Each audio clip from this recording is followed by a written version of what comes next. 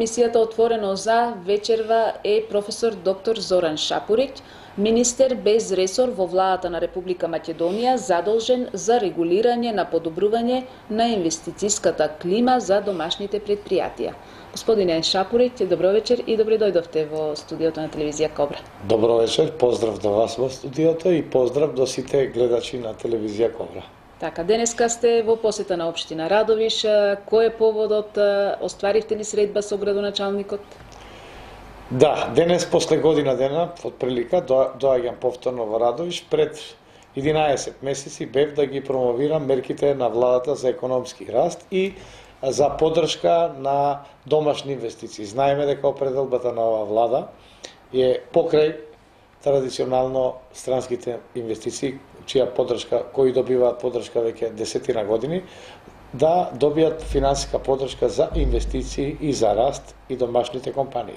Една од првите компании беше токму овде, која што ја посетив, кои за време на таа посета беа доста скептични и ги објаснивме, ги промовиравме мерките, тие аплицираа и ги ја добија финансиска поддршка. Значи, по јасно, строги, утврдени критериуми. Инвестираа во опрема, инвестираа во нов раст, бидејќи, како што е познато, 10% следуваат за опрема, 10% следува финансиска поддршка од државата за инвестиции во градба, инфраструктура, потоа за саеми, за вадење на сертификати и така натаму. И мене ми е многу драго што и фирмите од Радовиш ја осознao ова предност, овој бенефит на поддршка од државата за раст и дека исто така ми информира дека во иднина и тие ќе аплицираат, нови фирми се разбира. Посетивте ли неколку компании во Радовиш? Да, посетивме Метал Промет, потоа Флора Фунги. Ја посетивме, тие исто така ни укажа кои проблеми има, исто така разговаравме со градоначалникот Зулов околу проблемите кои ги има и се разбира оние искуства, определбата лично моја е, до сега посети веќе 200 и нешто компании во Македонија, низ конкретен диалог да ги креираме мерките кои се креирани за прв пат, но и да ги коригираме согласно барањата на бизнис секторот, бидејќи овие фирми сите што добија поддршка од домашни зборува преку 10 милиона евра, 80% од нив се мали и средни фирми. Конкретно за какви мерки станија? Значи мерките во, како што кажа, во инвестиции, тоа е во опрема, во хали, потоа инвестиции во истражувачки центри и развој, потоа во креирање на нови работни места со плата преку 18.000 денари, тука државата помага, потоа во сертификати кои што им се потребни за оние фирми што извезуваат. Ние знаеме дека Македонија е мал пазар, мала држава, мораме да извезуваме и фирмите да извезуваат, да ги охрабруваме да продолжат со тие напори и се разбира во нивното учество во промоција на сајмови, зголемување на конкурентност и така натаму. Така да ова втор и трет столб, покрај оно што е фондот за иновации, овие мерки на владата возможуваат поттик за домашни инвестиции. Ние сме и понатаму определени за странски инвестиции, нас ни се потребни, меѓутоа ние како држава мора да развиваме и собствено производство. Домашните треба да се развиваат. И да воведуваме нови технологии и да им дадеме одреден поттик. Тие мерки ќе траат и во иднина и мене ми е драго што една од првите, кажав, компании дојдов каде што ги промовиравме. Ние сме определени за и јас лично постојан диалог преку асоциации, преку комори, преку одредени здруженија, струкови, инженерски комори и така натаму, но исто така и директен разговор со компаниите. Бидејќи за поголемите компании секогаш е полесно, тие имаат многу поголем, да речеме, кадровски капацитет и така натаму, буквално и луѓе задолжени за одредени административно-финансиски работи поголем број. Малите компании имаат се оптеретени со своје производство, со наплата, исплата на плати, со извоз, изнаоѓање нови пазари и навистина е добро што обстанаа во услови на овие 10 години.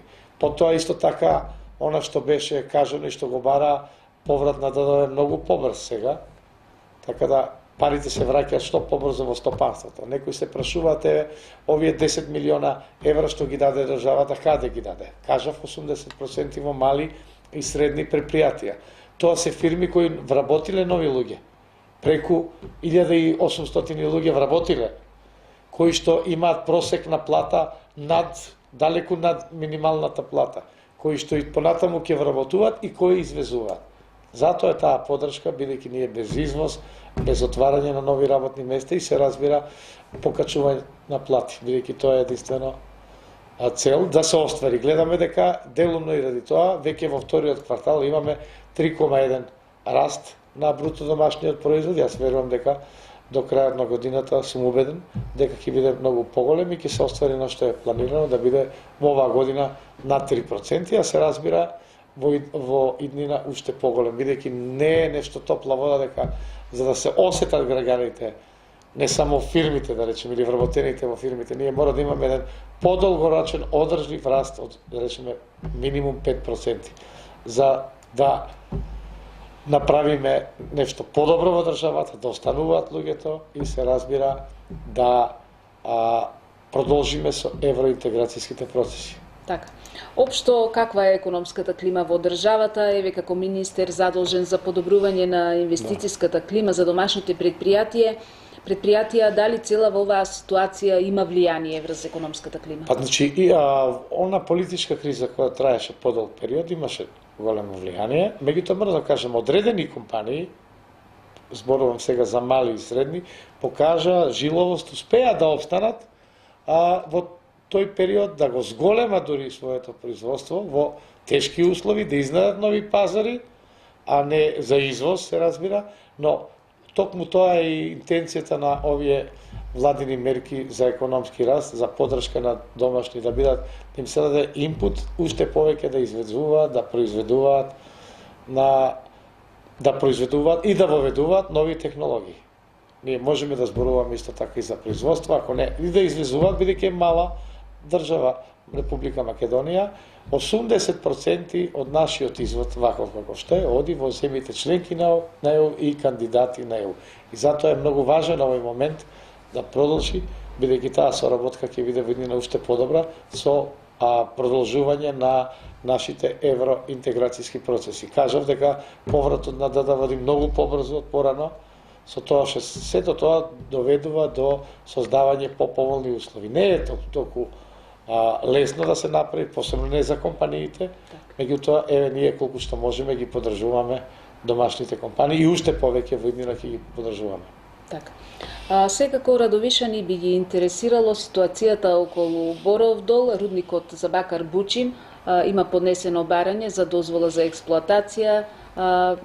Што да очекуваат Радовишани? Јас бев пред помалку од месец дена на јубилеот на Бучим и тогаш менаџментот на Бучим истакна, иако е јасно, зборувавме со градоначалникот и со другите пратеничката од овој регион, така да 55% од општината буџетот се полни токму од Бучим. Било да е преку надомес за концесија, за експлоатација, преку персонален данок и така натаму. Така да Бучим е живот за Радовиш, вработува преку 700 луѓе, се разбира оваа старо место за експлоатација сосема при крај.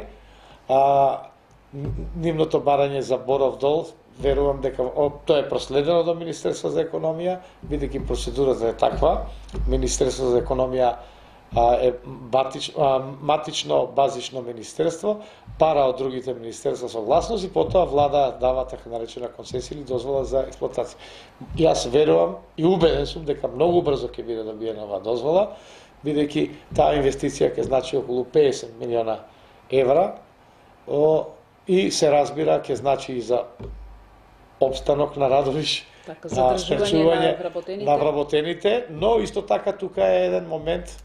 Таа Бучим не е значаен само за Радовиш, многу пошироко, бидејќи нивните кооперанти се од Радовиш, од овој регион и од Македонија. Се разбира осим оние каде што, да речеме, топењето на руда е во Бугарија, бидејќи ние немаме топилница. Во секој случај, Бучим е значаен субјект и за Радовиш и пошироко. И јас бев до 2006 септември министер за животна средина. И можем да кажам дека мојата посета после 10-11 години покажува дека постојано ги унапредија и стандардите денеска се сосема други норми, и дека рударството мора да биде да ги почитува еколошките стандарди. Јас видов голем напредок, дека доста вложи околу 4 милиона и понатаму ќе вложуваат, бидејќи тие стандарди посебно се подигнуваат, така да верувам дека Вучим ќе работи и мора да работи. Така. Во недела граѓаните на Македонија ги очекува референдум. Што ќе значи тоа за државата? Се тоа е ова поврзано. Ние сме земја членка кандидат од 2005 година. Од тогаш не добивме датум за преговори. 2006 кога бев во владата, отидовме во Црна Гора како земја членка кандидат да разговараме, ти има референдум за да постана држава, односно како што велат тие да е обнова државноста. И сега видовме тие се во НАТО, тие се веќе 30 на поглави ги отворија, 10 ги затворија. Кој е прогресот? Не треба многу да се објаснува. Референдумот е историска шанса за државата, за граѓаните во неа. Кажав, 80% од нашиот извоз се разбира во ЕУ. Потоа, што значи НАТО? За една мала држава, визави овие случувања, турбуленции во регионот, значи буквално поголема стабилност и безбедносна, и политичка, и правна, и се разбира и тоа може да значи подобра бизнис клима и подобар стандард на граѓаните. И јас сум уверен дека граѓаните нема да ја испуштат оваа шанса. Ние можеме да зборуваме што се случуваше со некои земји кои што се сега во Европска унија од регионот, кои беа 2004 поранешни, да речеме, држави од поранешниот Советски сојуз. Што било Полска, тогаш што е денеска, 10, 12, 13 години после членство, што е со Бугарија од 2007, што е со Романија. Се разбира, не значи дека тоа наеднаш ќе стане се, но чекор по чекор ние ќе одиме засилено напред. И економски ќе ги имплементираме европските вредности и стандарди, бидејќи што е лошо во тоа да имате поголема заштита на потрошувачи? Да биде јасно обележани и одредени производи и така натаму. Што е лошо да немате роаминг, да имате слободно движење? Што значи, да речеме, и за сите лимити? Ние имаме спогодба за асоциација и стабилизација, но тоа не значи дека сме членки, дека можеме све да извезуваме. Можем да кажем дека некои компании од регионот извезуваат во Тунис, Алжир, Мароко. Европска унија како заедница има спогодба со земјите од Магреб, само како пример го наведам, за слободна безцаринска трговија. Ние, нашите фирми плаќаат таму околу 30% царина. Можете и така успеваат да се пробијат. Што значи тоа? Отварање на еден пазар, членки на едно семејство од преку 500 милиона, 520 сега по новите проценки жители. Тоа е огромен пазар. Се разбира огромен користење на фондови. Сега користиме некаде 260-270 евра дневно, иако треба да ги подобриме. Тоа ќе значи многу повеќе, подобра инфраструктура. Бидејќи Република Македонија сигурно е дека согласно големината и така многу повеќе, 10-кратно повеќе ќе добива од тие фондови од колку ќе дава. Зборуваме за Јадранска повелба, кај што беше Албанија, Хрватска и Македонија. Тие се одамна членки на НАТО. Македонија се уште не е. Значи 30-та земја треба да станеме и се разбира перспектива за младите. Да се отвори, да се бидеме дел од една заедница која што е формирана 1951 да се како заедница за јаглени челик. Има многу евроскептици, што ќе се случи? Јас можам да кажам, бидејќи сум професор, тие предмети ги предам Европска унија и животна средина, односно екологија. Од 1951 година па до денес, кога е таа спогодба за јаглени челик, потоа спогодбите се разбира од Мастрихт, Амстердам, Ница, се до ова последната од Лисабон, Европската унија и покрај одредени дилеми, проблеми, постојано ја зголемува својата кохезија. Можеби за некои скептици пребрзо, за еврооптимисти дека тоа оди бавно, но во секој случај кохезијата расте во Европска унија и значи ние ќе бидеме сосема рамноправни со тие земји членки на Европска унија и земји во НАТО, да бидете на иста маса со Соединетите американски држави, со другите земји. Така да едноставно мислам дека тоа е огромен дел после 12 годишен застој да Македонија трне напред, да се отвори перспективата, да отвориме поглавја, едно по едно. Вие имате обврски да ги имплементирате. Сакате еколошки, сакате од областа на право на потрошувачи, економски, администрација и така натаму. Вредностите европски да ги имплементираме. Тоа е сигурно со прифаќање на овој договор, со оваа спогодба, со овој спорот кој што трае од 93 година, каде што велиме дека оние што учествувале тогаш во тие работи, сите, јас не сум учествувал лично, иако сум бил порано пратеник, дека ова е историска шанса. Јас само би го напоменал, имаше одредени скепци околу договорот за добро соседство од Бугарија. Тој 2006 да речеме беше горе-доле концептиран. Имаше многу скепса, што ќе биде и така натаму. Видовме дека јазикот е де факто признаен, бидејќи стои според Уставот на Република Македонија, и исто така и за Бугарија. Економската размена со Бугарија само за овој краток период е некаде зголемена за 20%. Што значи, ние треба да извезуваме, треба да соработуваме, треба да имаме отворени. Не можеме да бидеме изолиран остров. Грција е членка на Европска унија, Бугарија е членка. Србија ги почна преговорите. Косово, се разбира, уште не е ги почнала преговорите, меѓутоа има одредени контакти. Албанија е земја членка, каде би биле ние? Некој остров изолиран, но бенефити се огромни. Посебно за една мала држава, каде што покрај овие земји се разбери спаѓаат и други земји кои што имаат договор за слободна трговија со Европска унија. Така да, тие стандарди, тие вредности европски, навистина ќе бидат корисни пред се за нас и тие реформи кои што се прават. Морам да кажам, видете Естонија, поранешна република од СССР, кога стана земја членка на ЕВ, сега Естонија е лидер во Европа, не само во Европска унија, во областа на IT индустрија. Видите во Полска процес имате, веќе се враќаат луѓе кога ќе достигнете одреден стандард. Така да огромни се бенефитите и сигурно дека сите ќе го почувствуваме, но најмногу идните генерации, да имат сите еднаква шанса да живеат, да го подигнат квалитетот на својот живот. Така да мислам дека граѓаните се свесни и дека јас сум убеден дека огромно мнозинство ќе гласаат за европска перспектива, за евроатлантски интеграции. Ние би добиле датум за преговори најдосна за една година, ги почнале тие преговори и се разбира после ратификацијата до година ова време отприлика би станале полноправна земја членка на НАТО и се разбира веќе би навлегле во тие преговори кои што ќе значат бенефити. Так. Сите мои искуства, сите ваши искуства од земјите, да речеме Бугарија, Романија, велат дека вистинскиот прогрес не само од фондовите од Европска унија, но се разбира и самите вредности доаѓаат токму по почетокот на преговори. Ако зборуваме за слободи, права, независно судство и така натаму, огромен прогрес. Ние мораме да кажеме дека тоа не станува преку ноќ, тоа не станало и таму, и дека се е идеално, меѓутоа чекор по чекор ќе одиме напред. Не може вие да влезете и да чекате да кажеме дека се ќе. Но треба пак години да години, бенефитите многу брзо ќе се од НАТО да, самата безбедност, стабилност, меѓутоа поглавје по поглавје ќе се чувствуваат и така да би можеле за еден краток период 5-6 години по искуството од Хрватска да станеме и полноправна. Но и до тогаш ќе се чувствуваат тие бенефити. Сигурно дека тие се одлуки и политички, меѓутоа добро што Европската унија е заинтересирана. Видовте од една изолирана земја кој се дојде во Македонија.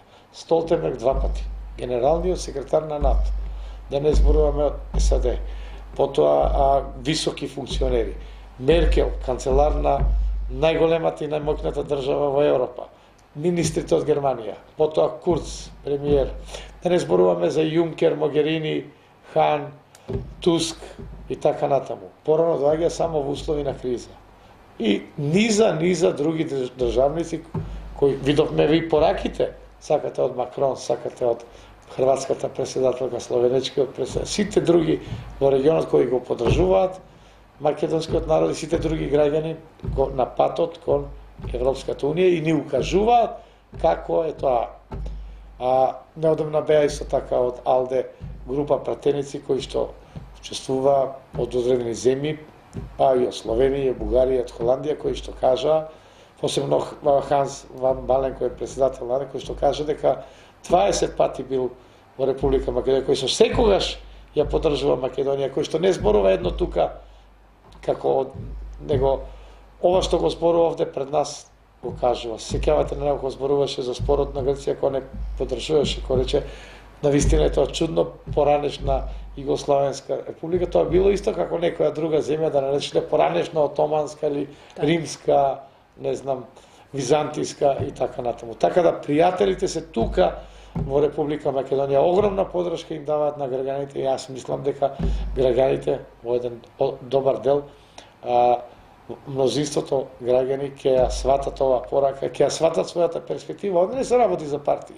Работава ќе се постигнат европски стандарди. Гледаме како функционира Луксембург, Германија, Словенија. Значи кај нас се уште многу зависи од власта, промената на власта. Ако ќе влезете вие во тие нивни колосици, ќе имате одредени контроли, се разбира, нема така туку да ви ги даваат парите.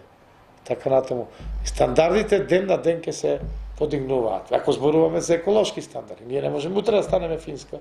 Меѓутоа, чекор по чекор, како што не е станата Унгарија, Бугарија, но чекор по чекор ќе напредуваме кон тоа, кон подобар стандард и подобар квалитет. Значи, и мораме да знаеме, ние како држава, 80% го поддржуваат патот на Македонија кон ЕУ и НАТО, ние сме аплицирале за кандидатски статус. И нас овие реформи ни се потребни, и влезот во големо семејство, меѓутоа и мораме ние многу работи да ги направиме. И ќе се почувствува многу брзо прогресот, а се разбира правиот прогрес со полноправно членство во Европската унија. Така, но секако еве како што спомнавте, услов за тоа е договорот со Грција. Кој е вашиот став за договорот? Па, значи, ова како дојде до ова референца, сите знаеме, 93-та или 4-та имаше блокада од Грција, 93-та. Ние не бевме членка на Обединети нации. Имавме 91-ва референдум за самостојна држава, но имавме исто така устав свој и потоа претходно декларација на парламентот, македонскиот парламент за независност и ние не бевме членка на Обединети нации. Ако не сте членка на Обединети нации, вие де факто сте држава, меѓутоа не сте меѓународно признаена, потоа да признае, мораше да се реши и тој спор долго време трае. Видовме многу на кои што учествувале, од разни, не зборувам овде за партија, ова не е партиска работа, ова е државна работа. Кажуваат дека не можел подобар договор да се постигне. Некои кажуваат од опозиција, сегашна, тогашна 12 години власт, дека би постигнале подобар. Дај Боже да го решиле проблемот. Сите ние би отишле сега многу напред. Од 2005-та велам, не сме почнале или добиле датум за преговори, а сите велиме да влеземе. Како е вака на овој начин? Се разбира, договорот не можело подобро. Зачување идентитетот, зачувано државјанството и така натаму, така да објаснето е дека што значи промена на уставот, дека со еден член ќе се менуваат и се разбира, отвара одредени перспективи и тоа мора да се реши што подобро. Јас сум оптимистот и повикуваме ви гледачите на ваша телевизија да излезат и да го дадат својот глас за европска и евроатлантска Македонија. Така, дали прашањето на референдумот е двосмислено, како што велате, прашањето е дали сте за влез во ЕУ и НАТО со припаќање на договорот со Грција? Воопшто не е двосмислено, толку е јасно, па дури овие истражувања што кажуваат, дали им е јасно прашањето, гледате 60 и нешто проценти, без оглед дали се за, против, дали не знам ова, ќе прават или она во недела, дека тие велат на прашањето. Сега обратно би кажам. 91 година, кога Македонија имаше референдум за самостојна и суверена држава. Тогаш, прашањето знаете како беше, сеќавате? Дали сте за самостојна суверена Република Македонија како држава со право да стапи во сојуз со другите држави од Југославија? Да. А истото беше и во Словенија и во Хрватска. Слично. Така да, прашањето е јасно, работите се поврзани. Доаѓањето на овие што следат уставни измени, прифаќањето на договорот, референдумот, зошто е референдум? Затоа што цело време сите кажува да речеме, и од СДС, и од ВМРО, и од сите партии, дека ако дојде еден ден, и од Либерално-демократската, и од сите можни субјекти, ако дојде еден ден, и од сите председатели, премиери поранешни, ако дојде еден ден до тоа, тоа е како една морална обврска на политичките партии, ќе има референдум. И еве сега приликата на референдум да си го кажат својот став. Граѓаните и затоа треба да излезат без оглед на партиска, верска, национална или било как етничка, односно национална или било каква припадност, да излезат на референдум и да си го кажат својот став.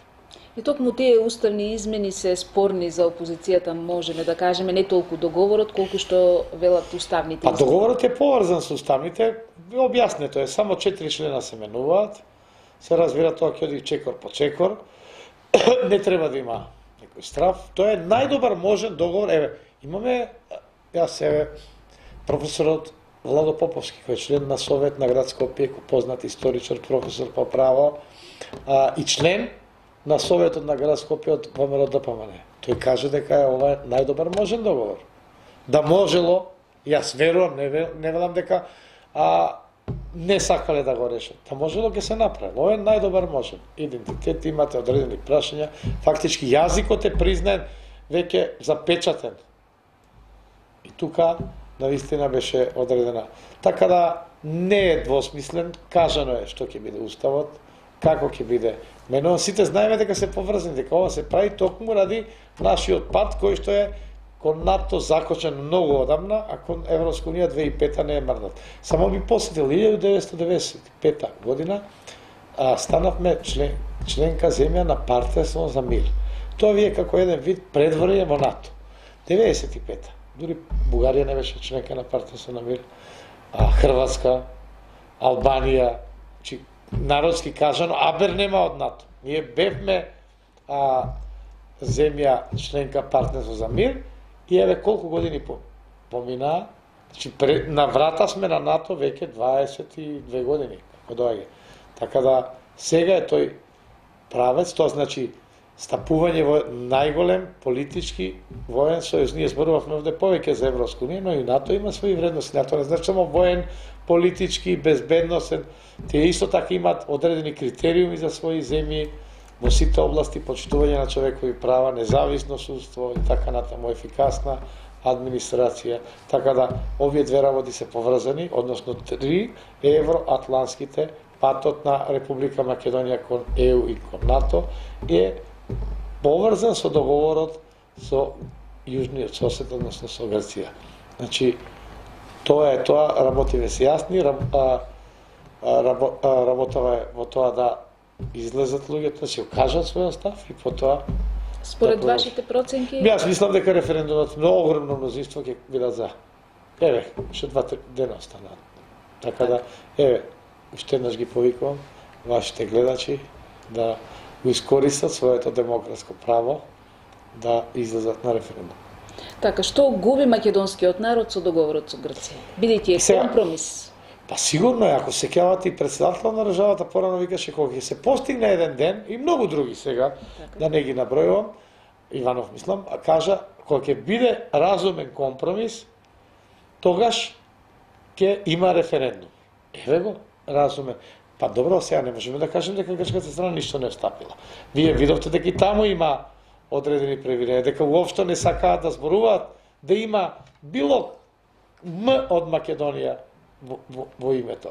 Видовте дека беа против, видовте опозицијата што вели дека е во Грција и така натаму. Од политички, од било какви причини, овој спор беше на вистина, како да кажем, долг, мачен, каде што двете страни трпеа своји последици, но еве сега има да се реши. Идентитетот, јазикот, сите други обележја, атрибути на нацијата, каде што сите граѓани покажаа трпеливо солидарност, така да мислам дека негирање на тоа, дека нешто друго ќе се случи, дека подобар договор ќе се направи, сигурно не се во... Мислам дека договорот е добар за македонската држава, македонскиот народ и за сите други граѓани. Значи, прифаќање на договорот, продолжување на пат и перспектива за сегашните, не само за идните, туку и за сегашните генерации.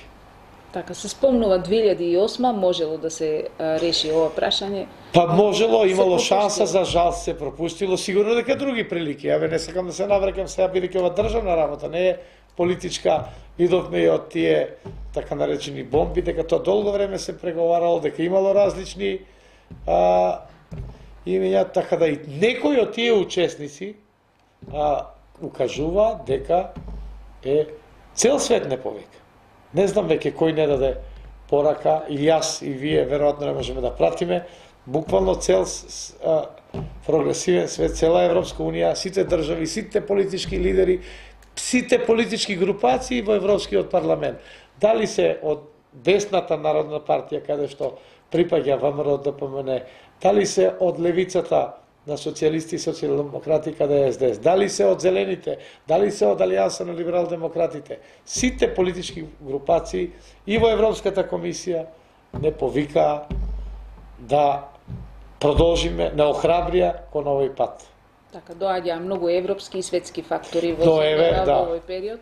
Да, премиерот зборуваше за прв пат на македонски јазик, кој што ќе биде јазик, еден од во Европска унија имате 25 јазици, поради тоа што нели германскиот, австрискиот и така натаму Малта има, ќе биде равноправен јазик.